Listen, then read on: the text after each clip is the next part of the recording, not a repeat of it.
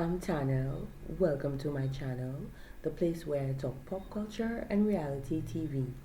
The opinions in this video are strictly opinions. Don't dwell on situations, don't hate on people. Today, we're talking Love Island USA Season 7.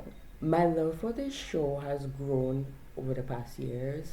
After being introduced to Love Island UK, I started watching at season 6. I watched the US version from season 1 and I've been watching both versions ever since. Now, this USA season, oh my gosh, crazy. Like, crazy. Those who watch it and those who are on social media know it is the most watched and the most talked about reality TV show going on right now. Being the second most watched stream show of the summer, with over 1.2 billion minutes viewed in the first week alone. I mean, like, Love Island season 6 definitely left an impression. Viewers of the show were strongly opinionated and easily expressed their views about their favorites and villains of the season. And if you haven't heard of Love Island or seen something about Love Island, then you most likely will if you haven't. Especially if you watch the UK version. Nothing beats a Jet2 holiday, and right now you can save £50 per person.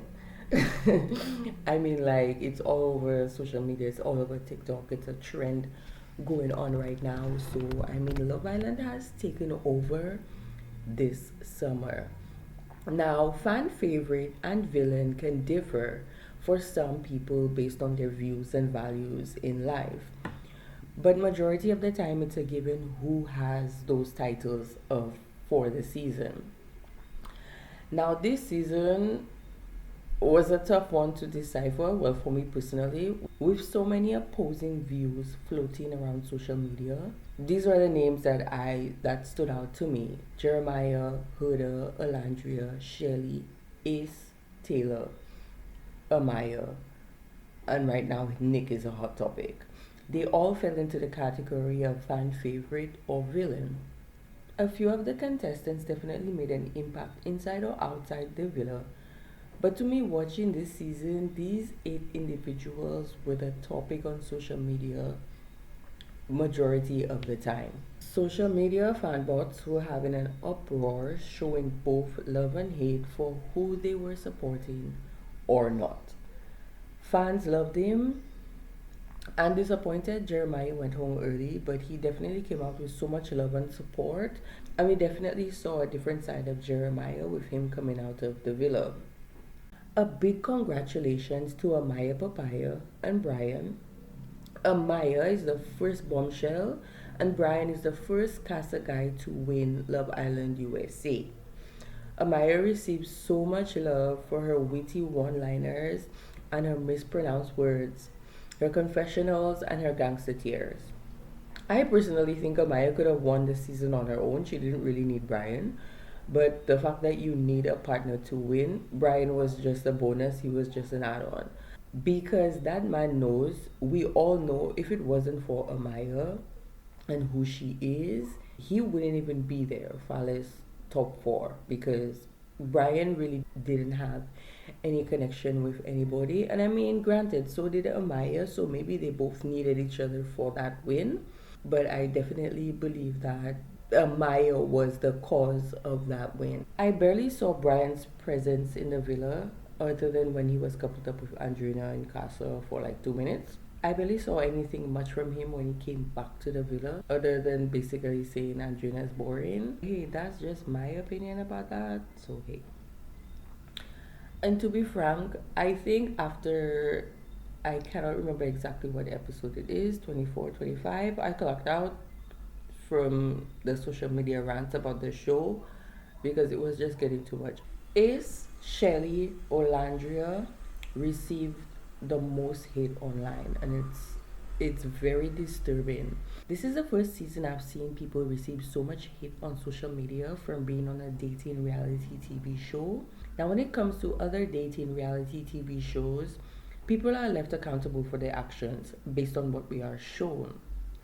However, for Love Island, it seems like accountability has left the chat, left the room, and left the villa.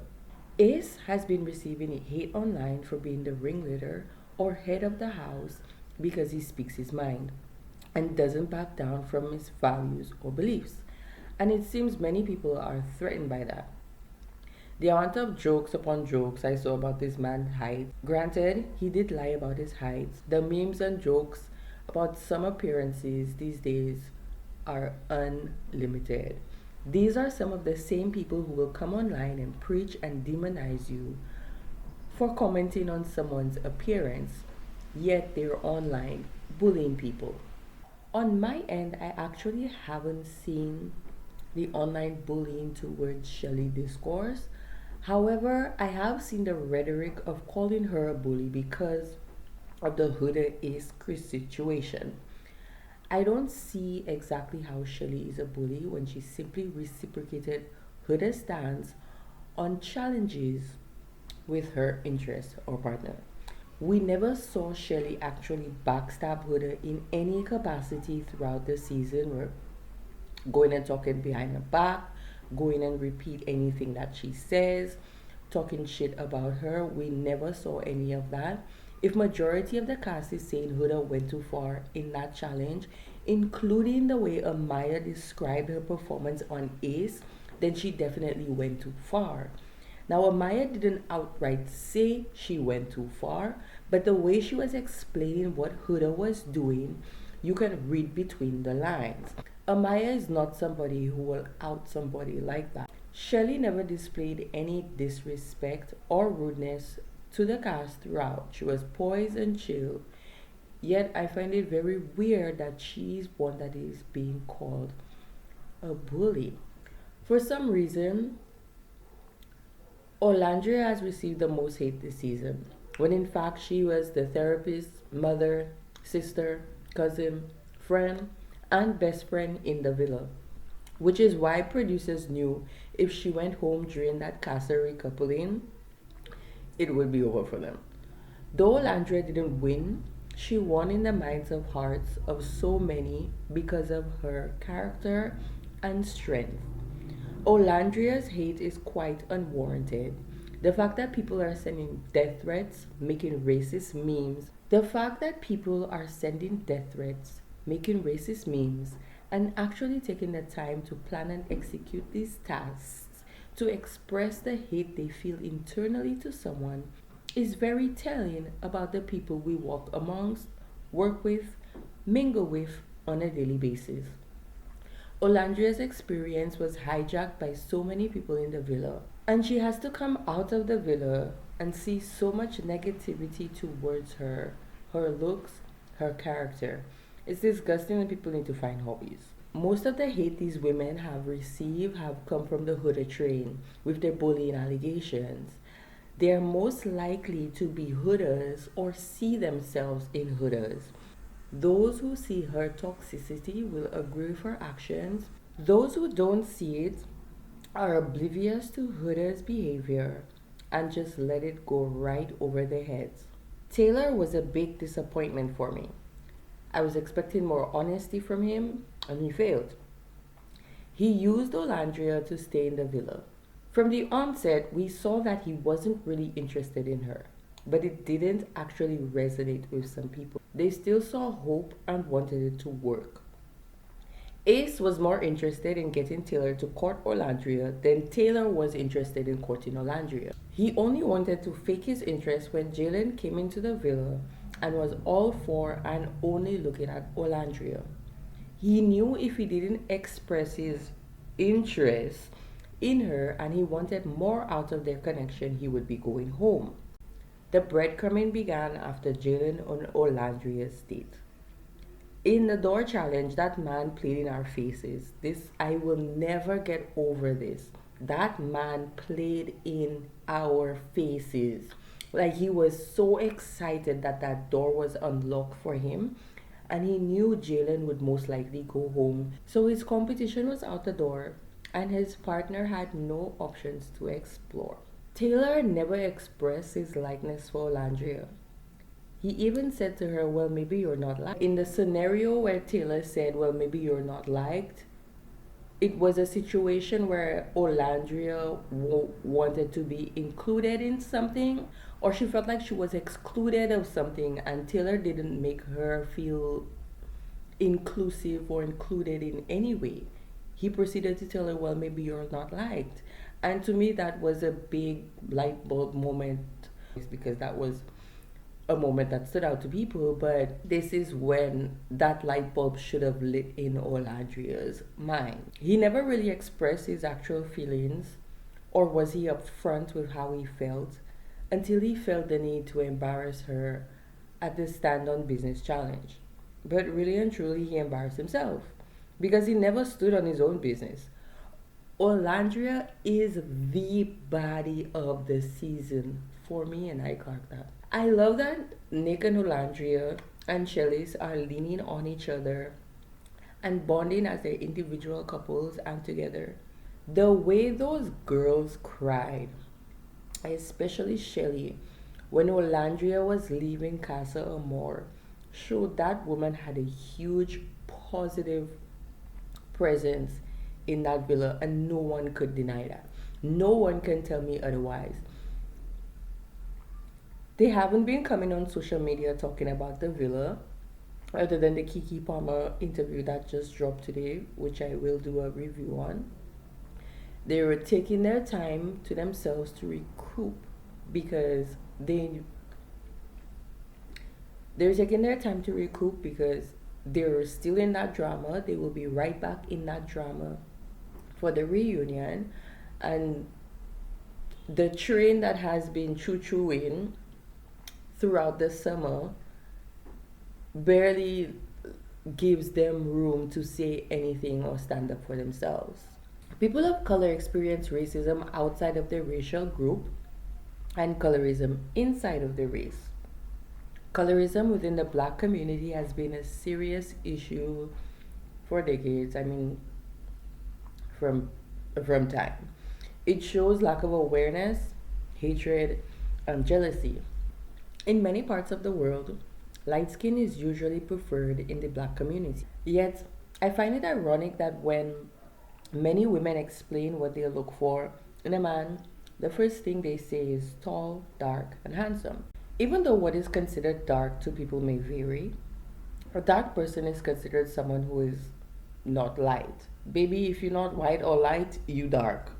Olandria being a dark-skinned black woman coming on the show, she was already at a disadvantage just being who she is. We as Africans or African Americans, for the most part, understand how melanin varies in shade. In society, darkness is considered ugly and hideous. We are compared to animals and deemed inhumane. Dark skinned melanated people are not represented in the media effectively. Over and over, we see lighter skinned actors and actresses play roles of darker skinned people they portray. The novel Children of Blood and Bone is one of my favorite fantasy novels written by Tomi Adeyemi, who is a Nigerian American writer and creative writing coach. The portrayal of Zelly, who in this book is described as dark brown skin, is played by Amandla Stenberg. Now, don't get me wrong, majority of the cast is dark skin. I just find it contradictory that the main character in the book, who is Zelly, is not represented correctly. And this is a subsection of where misrepresentation occurs. The Love Island discourse is quite draining, to be honest, and too much. I think this is hence the reason why I have not done much Love Island content. This was one of the worst USA seasons, even though I got my favorite body out of this season. It was the most watched. The producers definitely need to heighten and tighten their vetting processes.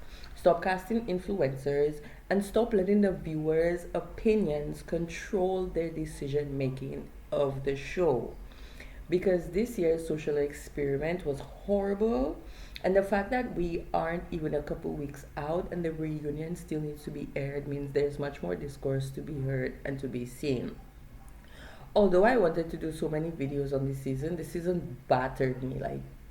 And the fact that we also had the UK version and the US version playing at the same time, and I watched both versions. Love Island was very heavy for me this year. So much of the discourse of the Huda bully train and the misrepresentation of black women on the show, like I was reaching my limit with the discourse and the show because it was so much. I was starting to get triggered and I just had to kind of stay away. So let's see what comes out related to this season.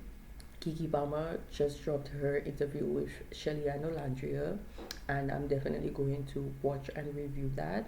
And let's see what else comes out about the show. Bye, I'm Tanel. Thanks for checking my channel. Do subscribe, and I will see you on the next one.